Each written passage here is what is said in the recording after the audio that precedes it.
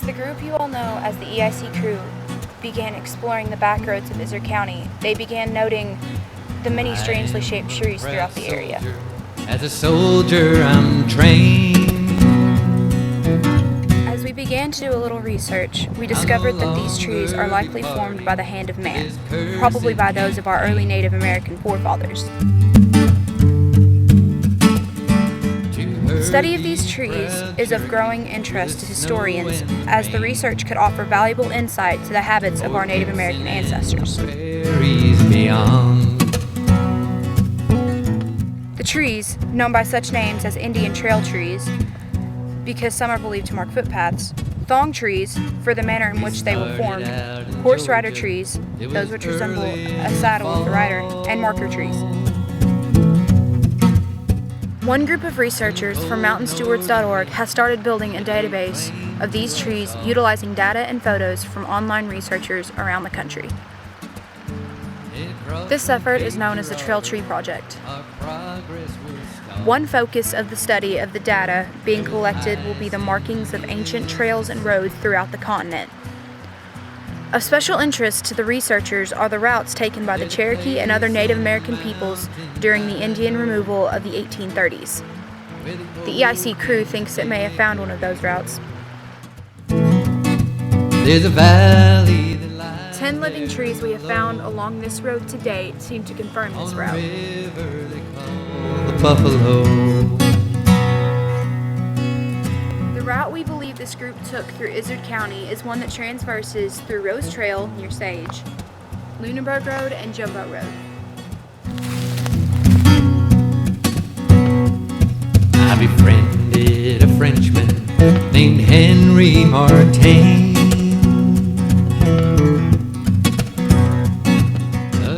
I'm James Card. I'm a freelance journalist. I'm up here working on a story for the New York Times about trail trees. I'd help them escape from this deathly wagon train, and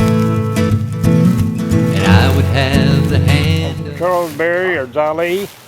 I'm out here to enjoy myself and look at trail trees. Of course, It was just north of Clarksville, the night we stole away. And the light of the cool crescent moon lit our way.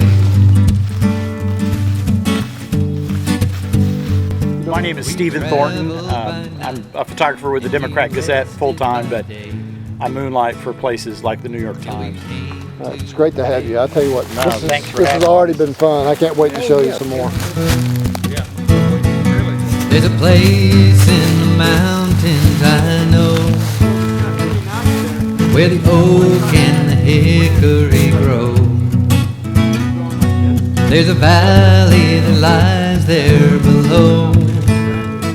Boiling Spring just down the On road. a river. It used to be huge. My grandfather said that he remembered when they lost a wagon in there. Now you can just walk out in it. There's, all the sand is washed in. But How it was deep is it?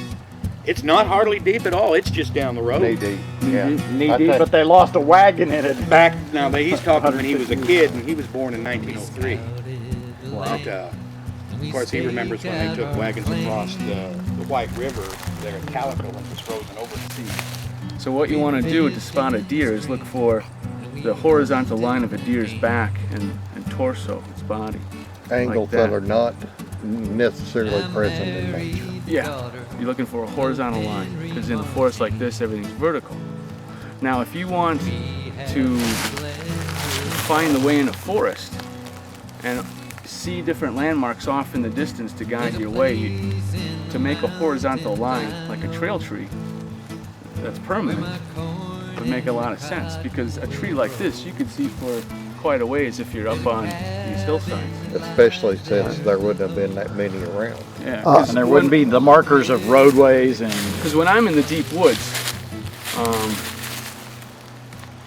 and if I don't have a map or whatever, to remember exactly where I'm going, I look for trees that are dead fallen, kind of at an angle or something, because they're easy to spot from a distance and easy to remember. Yeah. That's a great After theory. James called me about this and I was thinking about it, I thought, I've seen one of these trees at Pinnacle Mountain State Park. Yeah. Not far from the visitor center. Yeah, there is. Down a marked trail, there's one of these. It's smaller. It's a more defined, it's a more sharp corner. You know, it's not like this has this nice bend to it. It's a pretty definitive L shape or four shape. But so I'm like, I've seen one, and I sat there and I marveled to myself. Now, how did that happen? And I went through the fallen tree thing, and then, you know, I thought, well, maybe somebody did this, you know, as some kind of a marker. But I think Pinnacle Mountain, I read somewhere, was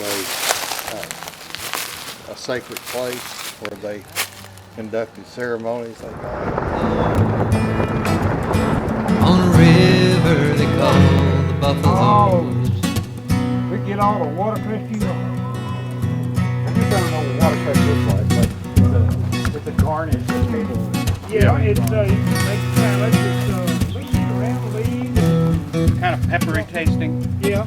We scouted the land What? Does that mean and we it's- staked Kind of out looks our like claim. In a way. Okay. It's right up there, just over that. And this little- is an We old. fished pointers on this. This actually is. Across the road over here is a spring, and then just down on this side of the road, just right down here, you'll see it on the left, is another spring. Henry Martin. We have been blessed with a daughter. Is it two crossers? There's a place Excuse me? in the mountains Crossers or points? I know. Points with the nub. Right, the dead the two pointers, which would be the nose here and the nose up there. Cabin that lies there below Have you come across the Thong Trees with multiple noses? on a river. This is the only one I can think of. Yeah. Now, let me take that back. There are some that we've come across that we suspect that are very large trees. We're going to stop at one. It's on the grounds of the old schoolhouse there in Lunenburg. I mean, it's possible this was done by, they were done by the settlers or something, you know. But anyway, it's there's 4 or 5 branches that are bent and curved in a big oak tree. No, this is from a wagon. This is the front of the wagon right here. Well, I'll be That's a wagon. cool. There's probably a barn sitting on this rock foundation that they've got laid out here, wasn't it? Yeah, I used to pick this stuff up. As I missed the other day, slipped the night from the shade. Make a mark. Cut these off. You think they did the? I think that rotted off. Yeah, you see how it's got the hole in it? I think that was a rot. As opposed to the first one we saw that you said Had the you nose- imagined that it had been healed up with Moss or some kind of moss or You put charcoal and In the wee hours I'll meet you, down by the ring, on we'll watch the old guns play. By the ring, by the ring. The waiting stone circles till the voice comes through. Lights join and fame discards, and the storm watch brews. A concert of kings as the white sea snaps. you think all that At the heels of a soft red whisper. target practicing, brother. In the wee hours I'll meet you, down by the ring, oh, and I'll take you quickly. Oh, by Been the finding ring. several thong trees along the Jumbo Road, and Bo, my son, was texting me from the school bus the other day, and said that he had found a really nice one. And I've just got to tell you, he did find a really nice one.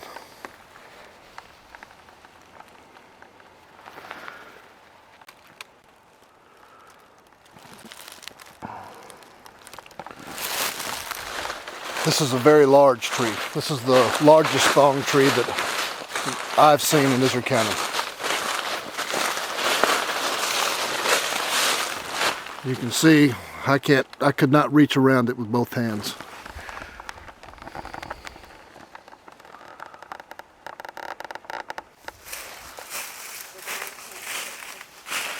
There's no written proof or documentation that these things are actually living artifacts that were formed by man, but we think it's pretty obvious. And this huge tree that that Bo found down here, just off of the Jumbo Road, is confirmation that the other trees that are almost identical to this or similar in the way that it's fashioned, we believe that it confirms that these were indeed fashioned by the hand of man, possibly even before Europeans even came to the area. In the wee house I'll meet you, and down by the ring-hill, on we'll watch the old gods play. By the ring-hill, by the ring-hill.